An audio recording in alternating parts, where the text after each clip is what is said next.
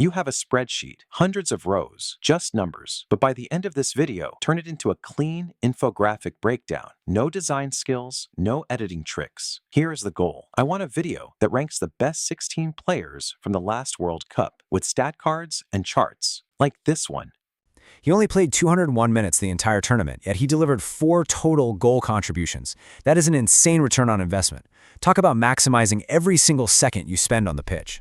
Step 1. The data. I open Claude. I ask it one simple thing. Gather every player from the tournament. Goals, assists, shots, passes, everything. And put it all into one spreadsheet. Claude does the work and builds the file for me. Then, I ask Claude to give it to me as a CSV. That is just a plain spreadsheet file. I download it. The data is ready. Step 2. The tool that does the magic. NotebookLM. It is completely free. You only need a Google account. I go to notebooklm.google.com. I click Create New. Then I upload my spreadsheet as a source. This one step makes the final result much more accurate. Step 3. The prompts. NotebookLM works best with clear instructions, so I go back to Claude. I ask Claude to write the best prompts for a NotebookLM video. Claude gives me 2 of them, one for the visual style and one for what the video should focus on. I copy them both. Step 4. Building the video. Back in NotebookLM, on the right side, I click Video Overview. It opens 2 boxes. In the first box, I paste the visual style prompt. In the second box, I paste the focus prompt, rank the top 16 players, and build a stat card for each one. Then I press Generate, and now I wait. NotebookLM does everything on its own. In a few minutes, it builds the entire video. Stat cards for every player, a top scorers chart, a breakdown of who scored more than expected, even the best defenders and goalkeepers, not just the strikers. So that's 2 free tools. Claude for the data and the prompts. NotebookLM for the video. I did not animate anything. I did not design anything.